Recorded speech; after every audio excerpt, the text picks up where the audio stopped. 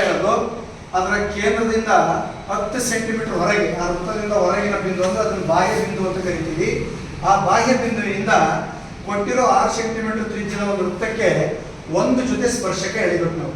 ಆ ಸ್ಪರ್ಶಕ ಎಳಿಬೇಕಾದ್ರೆ ನಮಗೆ ಬಹಳ ಮುಖ್ಯವಾಗಿ ಸ್ಕೇಲ್ ಬೇಕು, ಒಂದು ಕೈವಾರ ಬೇಕು, ಮತ್ತೆ ಕೋನ. ಮೀಟರ್ ತ್ರಿಜ್ಯದ ಒಂದು ವೃತ್ತನ ರಚನೆ ಮಾಡ್ಕೊಳ್ತೀವಿ. ಆ ವೃತ್ತ ರಚನೆ ಮಾಡ್ಕೊಂಡ್ಮೇಲೆ ಓ ಕೇಂದ್ರ ಬಿಂದುವಿನಿಂದ, ಯಾವುದು ಓ ಕೇಂದ್ರ ಬಿಂದುವಿನಿಂದ ಒಂದು ಪಿ ಬಿಂದು ಗುರುತು ಮಾಡ್ಕೊಳ್ತೀವಿ. ಗುರುತು ಮಾಡ್ಕೊಂಡ್ಮೇಲೆ ಕೈವಾರದ ಸಹಾಯದಿಂದ ನಾವೇನ್ ಮಾಡ್ತೀವಿ, ಓ ಪಿ ಗೆರೆಗೆ ಲಂಬಾರ್ಧಕ ರೇಖೆ ಎಳ್ಕೊಳ್ತೀವಿ.